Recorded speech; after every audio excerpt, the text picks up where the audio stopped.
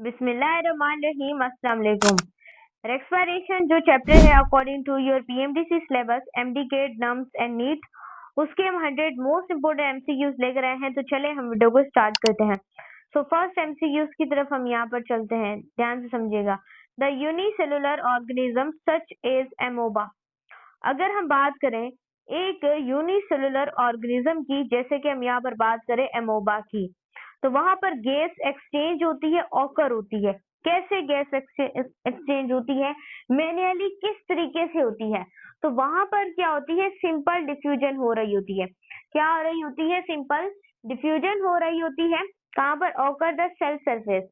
Cell surface में simple diffusion का अमल हो रहा होता है।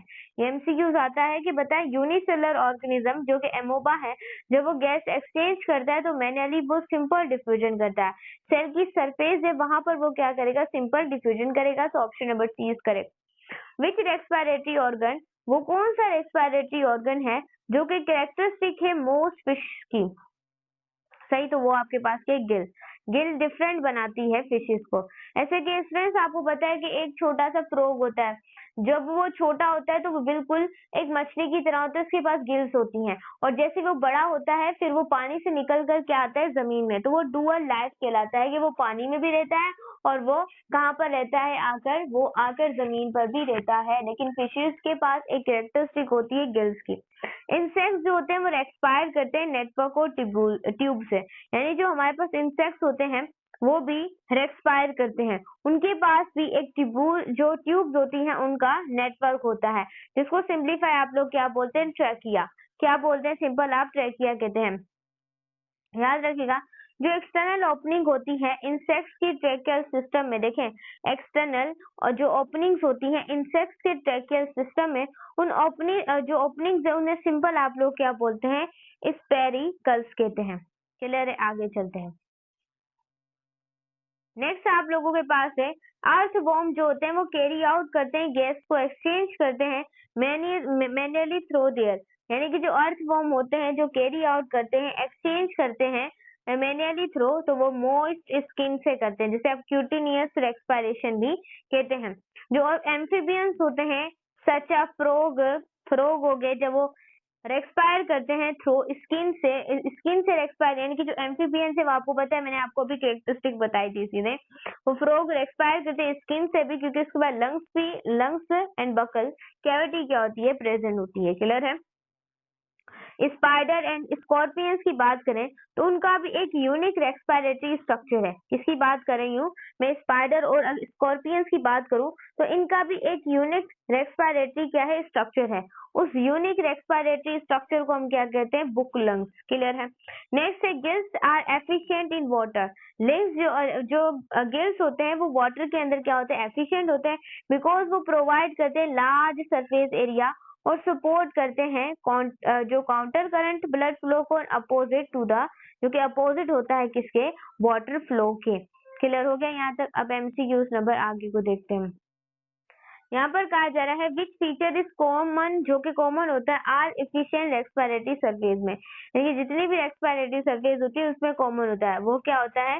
लार्ज सरफेस एरिया का होना, थिन होना, पतला होना और मॉइस्ट होना, यानी कि गीला होना। क्लियर है? नेक्स्ट है birds have the efficient respiratory system. जो परिंदे होते हैं उसके पास एक इफिशिएंट रेस्पिरेटरी सिस्टम होता है, जब एडेड होते हैं एडिशनल स्ट्रक्चर पर, तो उससे सिंप्लीफाई आप लोग क्या बोलते हैं? एयर सेक्स कहते हैं। एयर जब इंटर होती है रेस्पिरेटरी सिस्टम में, एयर कैसे इंटर होती है? अब अगर एक इंसान की बात करें तो इंसान के अंदर जो सबसे पहले एयर है वो कैसे इंटर होगी? तो आपको सबको पता है कि इंसान के अंदर जो सबसे पहले एयर इंटर होगी वो उसके नोज में होगी। तो नोज के अंदर एयर होगी, जो भी मॉइस्ट पार्टिकल है, टेम्परेचर को मेंटेनेंस, हवा ज्यादा कम, तो ये सारी सबसे पहले किसके अंदर आएगी? नेसल कैविटी के अंदर आएगी। सही। वॉइस बॉक्स बच्चों, ये तो बहुत इंपॉर्टेंट कॉन्सेप्ट है, ये तो ना मेरे हर स्टूडेंट्स को ना पता होगा। अगर मैं यहाँ पर बात करूं, बीच में ये हिल जाता है ना, सबको पता है कि अगर हम बात करें the voice box containing the जो वोकल कोर्ड्स है, यानी कि गले में जो कि एक आवाज का वॉइस बॉक्स, उसे सिंप्लीफाई आप लैरिंक्स कहते हैं। बहुत इंपॉर्टेंट है, ये आपको आई थिंक 9th से बताया जाता है, मैट्रिक से फर्स्ट ईयर में, इंटर में। द वॉइस बॉक्स किसे कहते हैं? तो सिंपल आप लैरिंक्स को कहते हैं। क्लियर हो गया यहाँ तक? तो बिल्कुल आपने क्लियर रखना है। द फ्लैप ऑफ टिश्यू, यानी कि एक फ्लैप ऑफ टिश्यू होता है, ध्यान से समझिएगा। द फ्लैप ऑफ टिश्यू जो प्रिवेंट करता है फूड को प्रिवेंट करता है। जब एंटरिंग होता है ट्रेकिया में, वहां पर क्या होती है, स्वेलिंग हो जाती है। तो मतलब कि एक तरह का स्वेलिंग होती है, जिसे आप सिंप्लीफाई एपिग्लोटिस ढक्कन, ये जो ढक्कन होता है ना, जो आपके गले के अंदर प्रेजेंट होता है, जब आप खाना खा रहे होते हैं, ऊपर से पानी पी रहे होते हैं, तो उस ढक्कन को खोलना बंद करना, ये ना हो ना, फिर आपके ड्रम जो है वो अच्छे तरीके से नहीं हो पाएंगे आपके काम। सो ऑप्शन नंबर बी आप लोगों के पास क्या है, करेक्ट है। जो विंड पाइप होता है, क्या होता है, विंड पाइप होता है जो सपोर्ट करता है सी शेप कार्टिलेज रिंग्स को। Again I can tell you कि विंड पाइप होता है जो सपोर्ट करता है सी शेप कार्टिलेज की जो रिंग्स होती है, उसे सिंप्लीफाई आप इस तरीके से बच्चों, सी शेप कार्टिलेज रिंग्स होती हैं जो कि आपके गले के अंदर प्रेजेंट होती है। सिंपल आप यहाँ पर हाथ लगा के देखेंगे तो सिंपल इसे ट्रेकिया कहते हैं। क्लियर है? तो ट्रेकिया जो है वो डिवाइड होता है टू ब्रांचेस में। ट्रेकिया जो है वो 2 ब्रांचेस में डिवाइड होता है, यानी कि आगे उसे सिंप्लीफाई आप कहते हैं ब्रोंका है। 2 ब्रांचेस है तो ब्रोंका है। अब सिमालिस, वहां पर एयर पैसेज होते हैं। देखें, अगेन मैं आपको बताना चाहूंगी, वहां पर सिमालिस आपके गले के अंदर एयर पैसेज होते हैं जो लीड करते हैं एल्वुला। एल्वुला थैलियां होती हैं कुछ इस तरीके की, स्ट्रिंग्स क्या होती है, थैलियां होती हैं। तो सिंपल जो एल्वुलाई में होगा, सिंपल उसे ब्रेंक्यूल कहेंगे, जो कि सिमालिस एयर पैसेज है किसमें, एल्वुला से सिंप्लीफाई ब्रोंक्यूल्स कहेंगे। गैस एक्सचेंज होता है जब लंग्स में, तो वहां पर एक्चुअली वो अकर होता है वॉल्स ऑफ द एल्वुलाई में। द डबल मेम्ब्रेन जो कि सराउंड होती है ईच लंग में, तो सिंपल हम उसे क्या बोलते हैं, प्लूरा कहते हैं। जो कि मेन जो कि मसल सेपरेटिंग थोरेक्स से एब्नॉर्मल कैविटी है, वो इम्पोर्टेंट वहां पर ब्रीदिंग होता है, यानी कि इस तरीके से एक पर्दा लगा होता है डायफ्राम, उस डायफ्राम के अंदर क्या होते हैं, हमारे लंग्स प्रेजेंट होते हैं। सही, वो इम्पोर्टेंट ब्रीदिंग के लिए जो मोस्ट कॉमन होता है वो होता है डायफ्राम। नेक्स्ट आप लोगों के पास है एल्वुलाई में लैंड होती है विच टाइप ऑफ एपिथेलियम, वो अलो करती है रिपेट गैस डिफ्यूजन को, जो कि सिंपल होती है स्क्वाइमस होती है एपिथेलियम में। क्लियर है? नेक्स्ट आप लोगों के पास है, ध्यान से आप लोगों ने समझना है, ड्यूरिंग इंस्पायरेशन, जब हम इंस्पायरेशन कर रहे होते हैं, सांस को अंदर ले रहे होते हैं, याद रखना ये एमसीक्यूज बहुत ज्यादा आते हैं, आपके डायफ्राम जो है वो कॉन्ट्रैक्ट होते हैं, आपकी जो रिबकेज जो है वो कॉन्ट्रैक्ट होती है, और आपके जो डायफ्राम है वो डाउनवर्ड मूव करते हैं। क्लियर है? जब आप सांस को अंदर ले रहे होते हैं ड्यूरिंग इंस्पायरेशन, इंस्पायरेशन के दौरान जो हमारी इंटरकोस्टल मसल्स होती हैं, इंटरकोस्टल मसल्स वो कॉन्ट्रैक्ट होती हैं, वो मूव करती हैं, रिबकॉर्ड को अपवर्ड मूव करवाती हैं। अपवर्ड के लें या फिर आउटवर्ड के लें, बात एक ही है। नेक्स्ट है इंस्पायरेशन को आप डिस्क्राइब करेंगे। इंस्पायरेशन को हम डिस्क्राइब करते हैं एक एक्टिव प्रोसेस से, बिकॉज ये रिक्वायर होता है हमारी मस्कुलर कॉन्ट्रैक्शन एनर्जी, इसमें सिंपल ये क्या होता है, हमारे पास रिक्वायर होता है। क्वाइट एक्सपायरेशन, जब क्वाइट एक्सपायरेशन हो रही होती है तो रेस्ट जो होता है वो मैन्युअली एक तरह का पैसिव प्रोसेस होता है, जहाँ पर इलास्टिक रिकॉइल होते हैं lungs and thorax. As a thoracic cavity, अगर थोरेसिक कैविटी को देखें तो वहां पर वॉल्यूम इंक्रीज होता है इंस्पायरेशन में, और इंट्रापेलुलर जो प्रेशर होता है वो याद रखिए वो डिक्रीज होता है below the atmospheric pressure. Next आप लोगों के पास है air move into the lungs, जब एयर मूव करती है इनटू द लंग्स तो बिकॉज द प्रेशर जो ग्रेडियंट है उसे आप कैसे डिस्क्राइब करते हैं, जैसे कि आपने बॉयल्स लॉ पढ़ा होगा। बॉयल्स लॉ क्या होता है, inversely proportion to the, Boyle's law क्या होता है, सिंपल अगर मैं यहाँ पर बॉयल्स लॉ की बात करूँ तो वहां पर जो वॉल्यूम है वो इनवर्सली प्रोपोर्शन होता है प्रेशर। प्रेशर ज्यादा होगा वॉल्यूम कम होगा, वॉल्यूम ज्यादा होगा प्रेशर कम होगा। ऐसे चार्ल्स लॉ है, चार्ल्स लॉ वॉल्यूम के टेम्परेचर के साथ डायरेक्टली प्रोपोर्शन है। Avogadro law number of moles के फिजिक्स में आ जाए तो मैम चीजों फिजिक्स को भी रगड़ा कर देती है, आपको बताइए ना। तो अगर आप इन सब लॉस को कंबाइन करें तो एक इक्वेशन मिलती है PV is equal to NRT. NRT इसमें से काफी एमसीक्यूज आपके बन सकते हैं। सही है, तो याद रखने जैसे कि आपके पास एग्जांपल देनी है, जैसे कि बॉयल्स लॉ का इनवर्स रिलेशन होता है वॉल्यूम एंड प्रेशर के साथ। फोर्स जब एक्सपायरेशन जो होती है वो एडिशनरी जो होती है वो इन्वॉल्व होती है कॉन्ट्रैक्ट, जब इंटरकोस्टल मसल्स ऑफ द जो हमारे पास एब्नॉर्मल मसल्स है वो क्या हो जाए, आप लोगों के पास कॉन्ट्रैक्ट हो जाए। सही हो गया। नेक्स्ट है द थिन फ्लूइड लेयर, जो कि एक थिन फ्लूइड लेयर होती है जो कि रिड्यूसिंग करती है फ्रैक्शन को बिटवीन टू प्लूरा लेयर, उसे आप कहते हैं प्लूरा फ्लूइड। नेक्स्ट है जो सरफेक्टेंट होता है एल्वियोलाई फंक्शन करता है मैनुअली, वो सरफेस टेंशन को रिड्यूस करता है एंड प्रिवेंट करता है जो एल्वियोलायर कोलैप्स होता है उससे। द कोलैप्स लंग होता है जब एयर इंटर होती है प्लूरल कैविटी में, सिंपल आप लोग उसे क्या बोलते हैं, pneumothorax।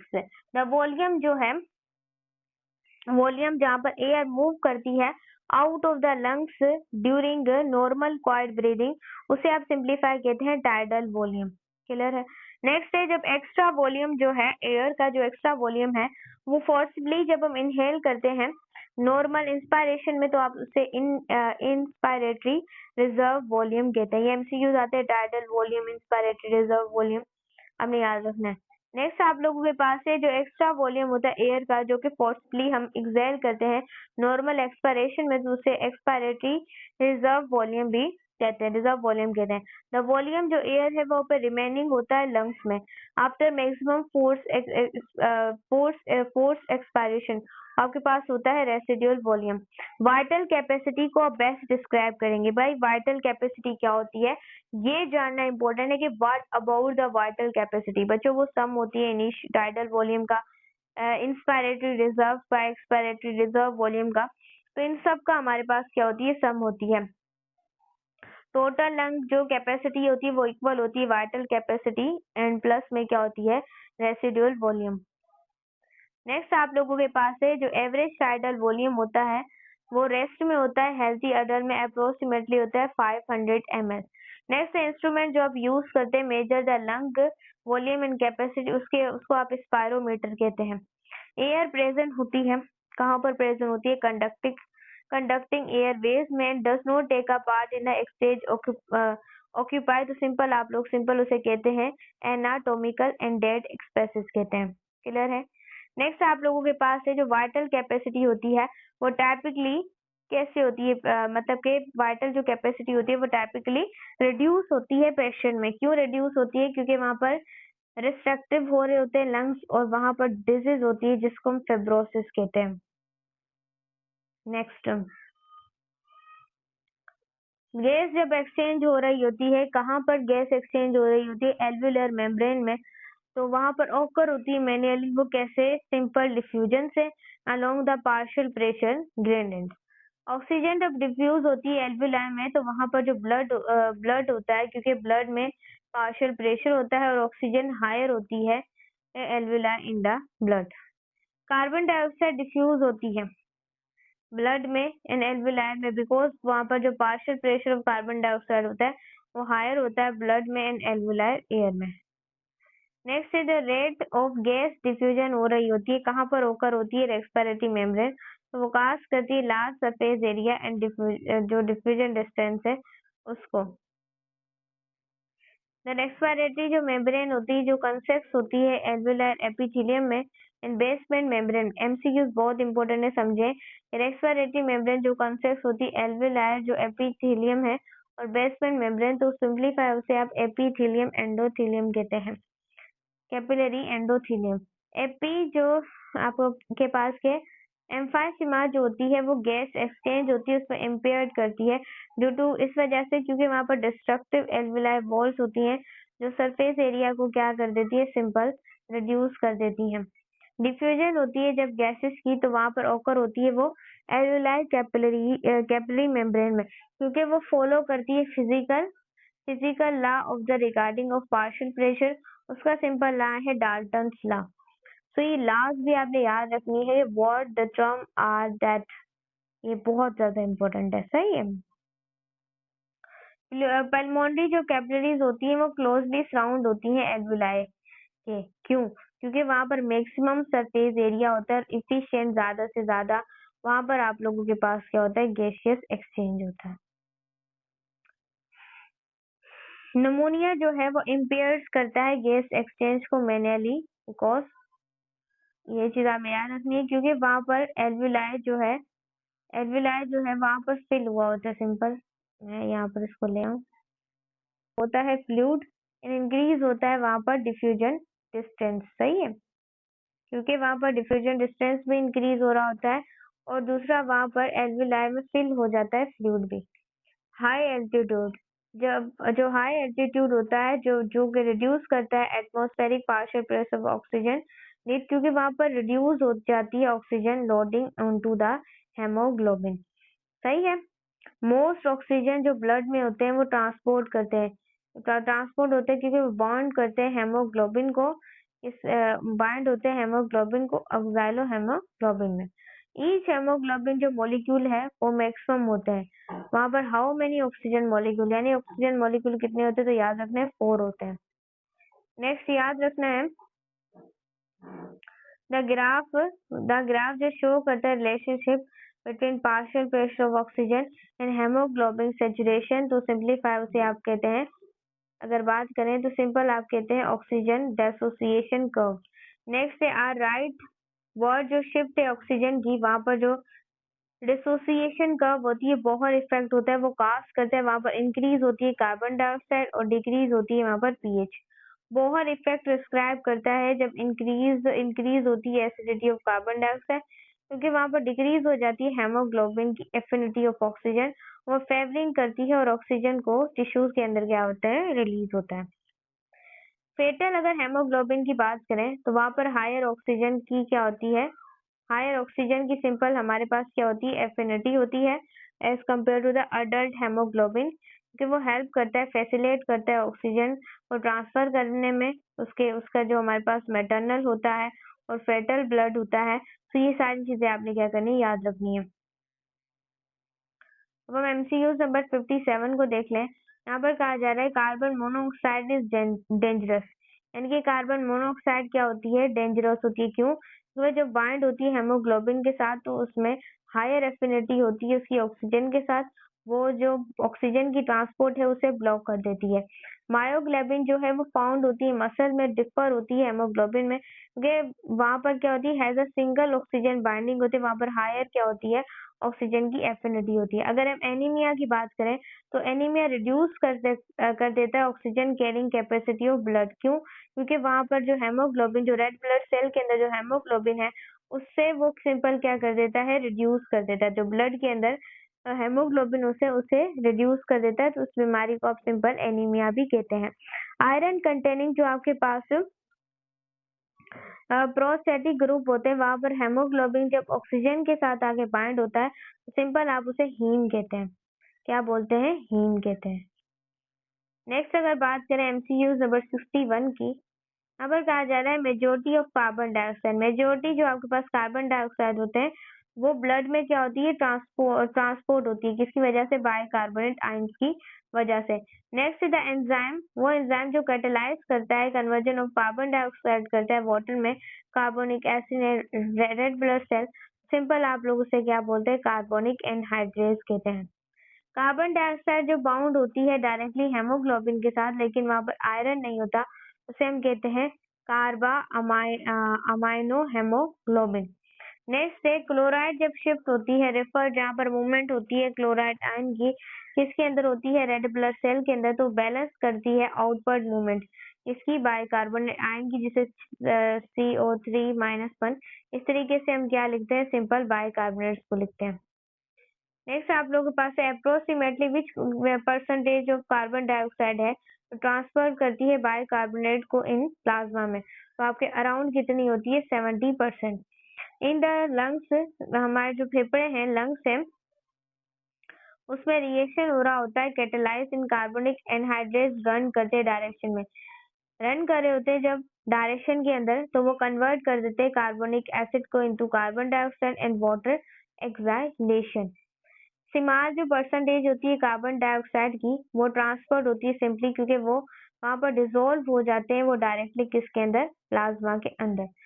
जो आपके पास हेल्डन इफेक्ट है वो डिस्क्राइब करता है बेंडिंग ऑफ ऑक्सीजन मॉलिक्यूल कैसे होते हैं, जब ऑक्सीजन मॉलिक्यूल बाइंड हो रहे होते हैं तो वो डिक्रीज कर देते हैं हेमोग्लोबिन की एफिनिटी, किसके साथ डिक्रीज कर देते हैं, कार्बन डाइऑक्साइड के साथ, और वो प्रोमोट करते हैं कार्बन डाइऑक्साइड, और कार्बन डाइऑक्साइड को लंग्स से क्या कर देते हैं, रिलीज कर देते हैं। सो ऑप्शन नंबर बी क्या है, करेक्ट है।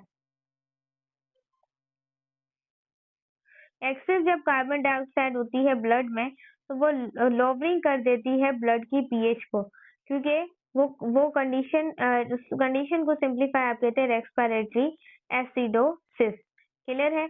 अब हमारे पास हाइपर जो वेंटिलेशन होती है वो टेंड टू कास्ट, वो किस वजह से काज होती है, क्योंकि वहां पर डिक्रीज हो जाते हैं ब्लड के अंदर कार्बन डाइऑक्साइड इन रेस्पिरेटरी अल्कोसिस में। द प्राइमरी जो रेस्पिरेटरी रिदम है जो कि रीजनरेट करवाते हैं सेंटर, वो लोकेट होता है हमारे मेडुला ऑब्लंगेटा। मेडुला ऑब्लंगेटा के बारे में तो हर कुछ जानता होगा। ये एडीएच हार्मोन को भी रिलीज करता है। उसके बाद फीमेल्स की जो मेंस्ट्रुअल साइकिल होती है उसको भी ये कंट्रोल करने का काम करता है। ब्लड प्रेशर को मेंटेन रखता है, टेम्परेचर को मेंटेन रखता है, सब आप लोगों को पता है। नेक्स्ट इसके हंगर, थ्रस्ट, सेक्सुअल एरिया, तो सबको ये कंट्रोल करता है। उसके बाद हमारे पास नेमिनोटैक्सिक जो कि आपके पास अगर बात करें एपिनेस्टिक सेंटर जो होता है वो हेल्प करता है रेगुलेट करना ब्रीदिंग, जो रिदम है वो लोकेट करता है पोन्स। पोन्स आपको पता है ये हिस्सा होता है हमारे हाइंड ब्रेन का। इसका हिस्सा होता है सिंपल, ये हमारे हाइंड ब्रेन का होता है। और हाइंड ब्रेन के 3 पार्ट्स होते हैं, पोन्स होते हैं। उसके बाद नेक्स्ट आप लोगों के पास सेरिब्लम होता है। सेरिब्लम होता है तो ये भी हमारे पास किसका पार्ट होता है, हमारी हाइंड ब्रेन का। सिंपल क्या होता है, ये हमारे पास पार्ट होता है। मेडुला ऑब्लंगेटा इनवॉलेंटरी फंक्शन को कंट्रोल करता है। मैं हाइपोथैलेमस समझ गई थी यहाँ पर, तो ये इनवॉलेंटरी फंक्शन को जैसा ब्रीदिंग, हार्ट बीट, तो इसको कंट्रोल करता है। पोन्स ब्रिज का काम भी करता है। सेरिब्रम और सेरिब्रम ये स्लिप साइकिल को मतलब के फेशियल एक्सप्रेशन को, इन सब को ये क्या करता है, कंट्रोल करने का काम करता है। कौन, पोन्स। नेक्स्ट है द मोस्ट पावरफुल स्टिमुलेंट जो रेगुलेट करता है ब्रीदिंग रेट को एबनॉर्मल कंडीशन में, वो आप लोगों के पास होती है ब्लड कार्बन डाइऑक्साइड लेवल। सही, वो रेस्टिंग पीएच को क्या करता है, चेंज करता है। सेंट्रल जो आपके पास कीमो रिसेप्टर है जो डिटेक्ट करते हैं चेंज ऑफ कार्बन डाइऑक्साइड, और पीएच वहां पर लोकेट, कहां पर पीएच लोकेट होती है, मेडुला ऑब्लंगेटा में। पेरिफेरल जो आपके पास कीमो रिसेप्टर है वो क्या होता है, सेंसिटिव होता है। वहां पर मैन्युअली जो ब्लड ऑक्सीजन का लेवल होता है वो फाउंड होता है कैरोटाइड के अंदर और एरोटिक बॉडीज के अंदर। In increase the blood carbon dioxide, जो इंक्रीज होती है ब्लड कार्बन डाइऑक्साइड लीड वहां पर डिक्रीज होती है ब्लड पीएच, वहां पर ब्रीदिंग का रेट हमारे पास डेप्थ में क्या हो जाता है, इंक्रीज हो जाता है। सही है। नेक्स्ट है ड्यूरिंग एक्सरसाइज, जब एक्सरसाइज हो रही होती है वहां पर ब्रीदिंग रेट क्या हो जाता है, हमारे पास सिंपल इंक्रीज होता है। क्योंकि इंक्रीज होता है क्योंकि वो मीट करता है इंक्रीज ऑक्सीजन के साथ, एंड डिमांड में वो ऑक्सीजन एक्सेस जो ऑक्सीजन होती है उसे रिमूव कर देता है। हेरिंग जो आपके पास है ब्रियो रिफ्लेक्स प्रिवेंट, जो आपके पास ओवर अगर बात करें ओवर इन्फ्लेशन ऑफ लंग्स की, तो ये एक तरह का इनहेबिटरी क्या होता है, इंस्पायरेशन होती है जो लंग्स में सफिशिएंट क्या होती है, स्ट्रेच होती है। वॉलेंट्री जो कंट्रोल होता है ब्रीदिंग का, जहाँ पर होल्डिंग होती है एंड वन ब्रीथ होती है, तो वहां पर क्या होती है, एक्सर्टेड, वो एक्सर्टेड होती है सेरिब्रल कॉर्टेक्स में। क्लियर है। सेरिब्रल कॉर्टेक्स आपको पता है कि अंदर से व्हाइट होती है क्योंकि यहाँ पर कलेक्शन बंडल्स ऑफ न्यूरॉन्स होते हैं, और बाहर से क्या होती है, ग्रे होती है। क्यों ग्रे होती है, क्योंकि यहाँ पर सेल प्रोसेसेस हो रहे होते हैं। सही। जब आपका डैमेज होता है मेड्यूलरी रेस्पिरेटरी सेंटर, तो वहां पर क्या होता है, वहां पर सिविलाइजेशंस होती हैं और ऑटोनॉमी क्या होती है, ब्रीदिंग। अब आपको पता है आपका जो पेरिफेरल नर्व सिस्टम होता है उसमें दो तरह के, एक आपके पास होता है सोमैटिक नर्व सिस्टम, दूसरा ऑटोनॉमिक नर्व सिस्टम। सोमैटिक जो नर्व सिस्टम होता है वो आपके कंट्रोल में होता है, ऑटोनॉमिक आपके कंट्रोल में नहीं होता। उसके एक टाइप होते हैं pre sympathetic nerve system and sympathetic. Pre sympathetic जो आपके पास नर्व सिस्टम होता है, ये आप लोगों को जो है ना, अगर हम बात करें, एक आपके पास होता है, अगर बात करें पैरासिम्पैथिक की, तो रेस्ट और जो डाइजेशन है उसकी कंडीशन में काम होता है, और जो सिंपैथिक है ये फाइट और फ्लाइट, जब हमें लड़ना झगड़ना होता है तब उस वक्त क्या आता है, वो काम आता है। सही। नेक्स्ट है हाई एल्टीट्यूड पर चले जाएं तो पार्शियल प्रेशर जो एटमॉस्फेरिक ऑक्सीजन है वो लोअर हो जाएगी। किसके लोअर हो जाएगी, सी लेवल पर जाकर वो लो हो जाती है। कॉमन फिजियोलॉजिकल एडेप्शन है कुछ प्रीलोंग ऑफ हाई एल्टीट्यूड एक्सपोजर के लिहाज से, क्योंकि वहां पर इंक्रीज हो जाते हैं रेड ब्लड सेल, जो रेड ब्लड सेल को आप एरिथ्रोसाइट भी कहते हैं, क्या बोलते हैं, एरिथ्रोलाइट, और थ्रोम्बोसाइट आप कहते हैं प्लेटिलेट्स को। सही। और लीकोसाइट आप कहते हैं व्हाइट ब्लड सेल को। ये आपने याद रखना है कि एरिथ्रोसाइट कहते हैं रेड ब्लड सेल को, ल्यूकोसाइट कहते हैं व्हाइट ब्लड सेल को, और थ्रोम्बोसाइट आप लोग क्या बोलते हैं, प्लेटिलेट को कहते हैं। ये सारे नाम आपको पता होने चाहिए। एक्यूट जो माइल्डनेस जो आप लोगों के पास सिकनेस है वो प्राइमरी काज होती है। वो प्राइमरी कैसे काज होती है, वहां पर इनसफिशिएंट ऑक्सीजन होता है, hypoxia insufficient of oxygen in the high altitude. Hormone जो कि स्टिमुलाइज करता है, इंक्रीज करता है रेड ब्लड सेल की प्रोडक्शन को, जो एक्सपोज करता है लो ऑक्सीजन को, उसे आप एरिथ्रोपोइटिन कहते हैं। डीप जो ड्राइविंग मेरीन मेमल्स होते हैं वो शो करते हैं एडेप्शन और इंक्लूड वहां पर इंक्रीज करते हैं मायोग्लोबिन को मसल्स में और ऑक्सीजन स्टोरेज में। During pre long high altitude जब एक्लीमाइजेशन हो रही होती है, वेंटिलेशन टाइपिकली वहां पर इंक्रीज होता है, जो कॉम्पेंसेट होता है लोअर ऑक्सीजन की क्या होती है, वहां पर अवेलेबिलिटी होती है। हाइपोक्सिया रेफर करता है कंडीशन वहां पर डिफिशिएंट ऑक्सीजन होती है supply to the tissue. Long term high altitude resident होता है जहां पर इंक्रीज होती है लंग कैपेसिटी, क्योंकि वहां पर इंक्रीज होती है का पल्मोनरी कैपिलरी डेंसिटी। नेक्स्ट है एनिमल एडेप्टिव होते हैं, ब्रोइंग करते हैं low oxygen environment often show haemoglobin, यहाँ पर वो हाई ऑक्सीजन की क्या होती है, एफिनिटी होती है। नेक्स्ट है साइनोसिस में ब्लड जो ब्लड शेप उसकी डिस्कलराइजेशन हो जाती है स्किन की, और वो इंडिकेट करता है यहाँ पर क्या होती है, इंडिक्वाइट क्या हो गई है, सिंपल यहाँ ऑक्सीजनेशन हो गई है ब्लड में। सिंस हमारा सेकंड चैनल टीच दुआ बायोलॉजी, आपने वहां पर जाके उसे भी सपोर्ट करनी है। फेसबुक पेज जो है टीच दुआ रिजवान, उसे फॉलो करना है। दुआ ज़ारा फेसबुक प्रोफाइल आपने वहां पर जाकर भी उसे सिंपल क्या करना है, आपने फॉलो करना है। क्लियर है। इंस्टाग्राम टीच दुआ पे फॉलो कर दिया मैं, जितने भी अकाउंट है टिकटॉक, और उसके बाद व्हाट्सएप चैनल टीच दुआ को लाजमी ज्वाइन कीजिएगा, लिंक डिस्क्रिप्शन के अंदर है, वहां पर इंपॉर्टेंट नोट्स और चीजें आपको मिलती रहती है।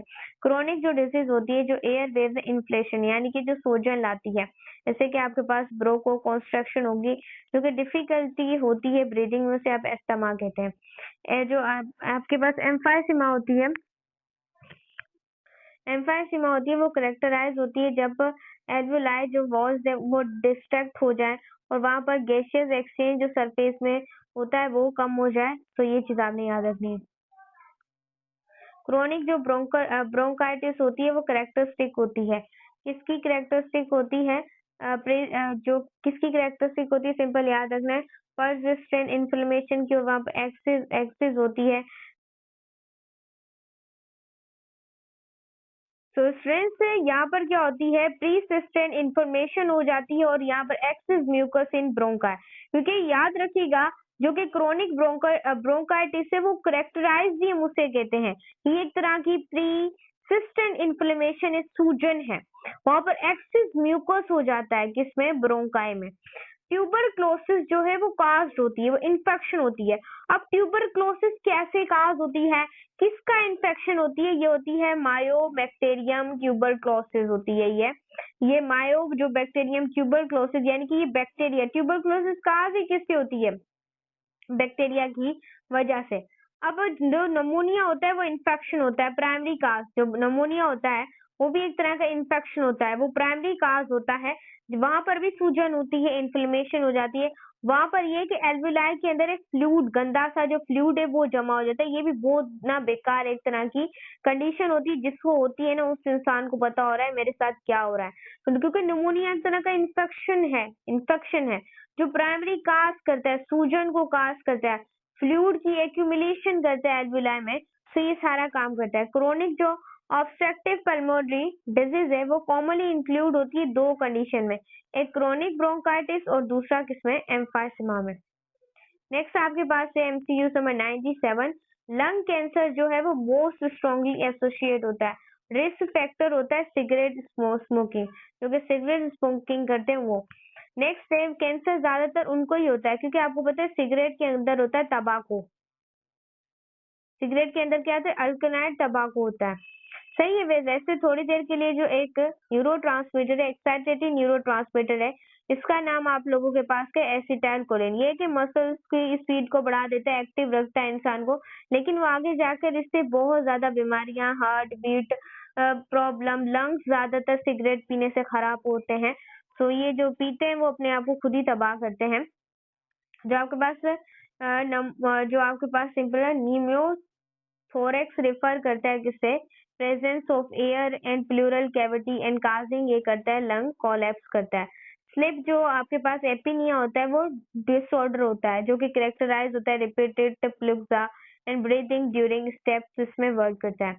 आपके पास जो पेटेशनल लंग डिजीज होती है जो कि सिलिकोसिस होती है वो रिजल्ट होती है लॉन्ग टर्म इनहेलेशन होती है वहाँ पर हार्मफुल डस्ट की वजह से वहाँ पर काफी ज्यादा स्ट्रेस की आती है प्रॉब्लम क्योंकि यहाँ पर हम एमसीक्यूज करें लंग डिजीज है जहाँ पर सिलिकोसिस हो जाती है और लॉन्ग टर्म हमें इनहेलेशन करने में क्या होता है मसले का काज करना पड़ता है। देखिए काफी ज्यादा इन्वायरमेंट में किचरा होने की वजह से देखिए आजकल तो लोग इन्वायरमेंट को साफ भी नहीं रखते बल्कि और किचरा है उसे और खराब करने की लोग क्या करते हैं कोशिश करते हैं। कोई नहीं सोचता कि आगे जाकर यही जो आज हम गंदगी फैला रहे हैं ज्यादा से ज्यादा इंडस्ट्रीज है इंडस्ट्रीज को ऐसा बनाना चाहिए कि वहां से कोई चीजें रिलीज ना हो और मोटरसाइकिल्स के अंदर से बेकार लो ऑक्टेट वाला पेट्रोल डालकर लोगों को भी खत्म करेंगे और जो गाड़ी का इंजन है वो तो वैसे भी खराब होगा। तो मिलेंगे नेक्स्ट वीडियो के साथ तो तब तक के लिए हमें दुआओं में याद रखिएगा।